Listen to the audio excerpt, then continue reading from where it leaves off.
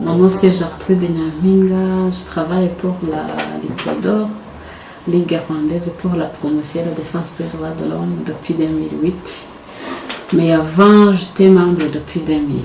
J'ai travaillé un peu partout dans les organisations des droits de l'homme. J'ai travaillé avec Aguruka, c'est une association de défense et de promotion des femmes et des enfants. J'ai travaillé avec la Commission nationale des droits de la personne. J'ai été enseignante dans le temps avant le génocide, pendant 5 ans. Après le génocide, j'ai commencé à travailler comme défenseur judiciaire dans les juridictions.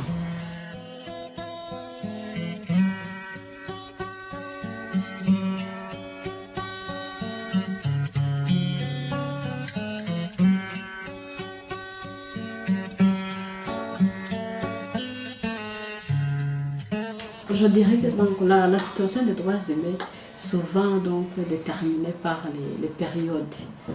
Quand il s'agit des périodes, par exemple, comme ces périodes électorales, on voit que la situation des droits humains vraiment est dans une situation précaire. C'est là où on assiste aux assassinats des hommes politiques, des journalistes. Avant les élections, il y a eu une forte répression des opposants et aussi des journalistes indépendants. Seulement ce qui s'est passé pendant juin et juillet, on remarque que par exemple, il y a eu assassinat du vice-président d'un parti politique qui s'appelle le Parti Vert. Il y a eu tentative d'assassinat d'un opposant en Afrique du Sud qui s'appelle Nyamwasa. Il y a eu également assassinat d'un journaliste qui s'appelle Rugambage Léonard. Il y a eu emprisonnement du président de PS Imberakuri. Il y a eu arrestation de 2 femmes journalistes.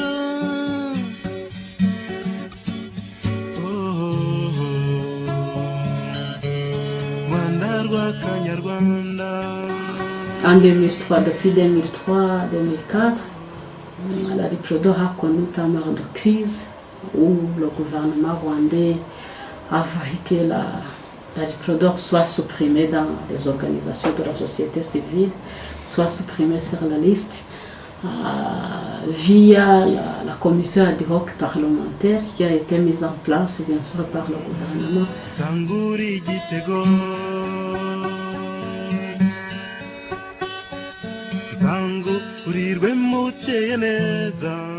Cette commission a proposé que donc la Riprodo soit dissoute, disant que ou alléguant que donc la Riprodo avait l'idéologie génocidaire et semait le divisionnisme.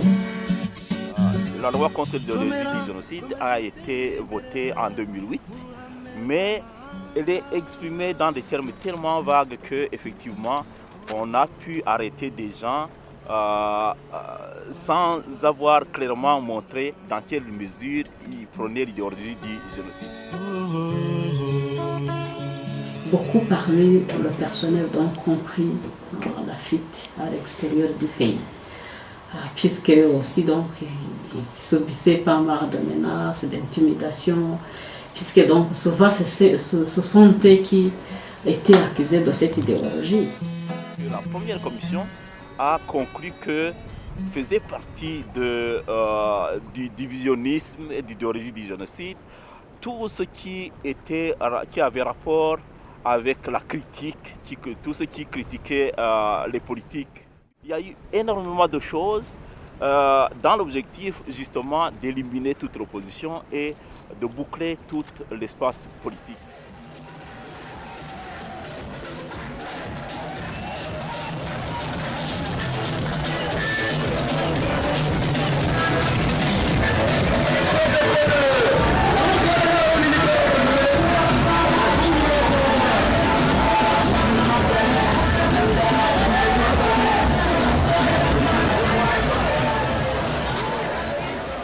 Les gens n'ont pas de choix, ils doivent participer. Sous peine d'être accusés de divisionnisme, d'idéologie, du génocide, de ne pas respecter les consignes du gouvernement. Donc les gens devaient absolument participer pour avoir la paix.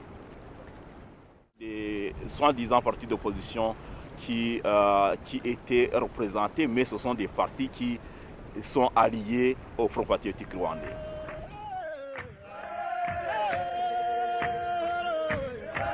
« 93% pour le président Kagame.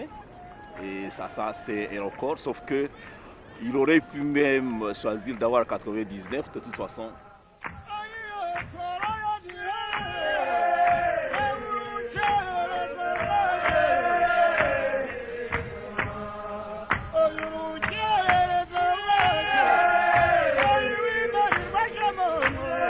D'espérer parce qu'on remarque que les Rwandais ont soif vraiment d'avoir un avenir meilleur. Et c'est pour ça que malgré ces emprisonnements d'opposants, il y a quand même toujours les gens qui essaient de faire émerger la démocratie.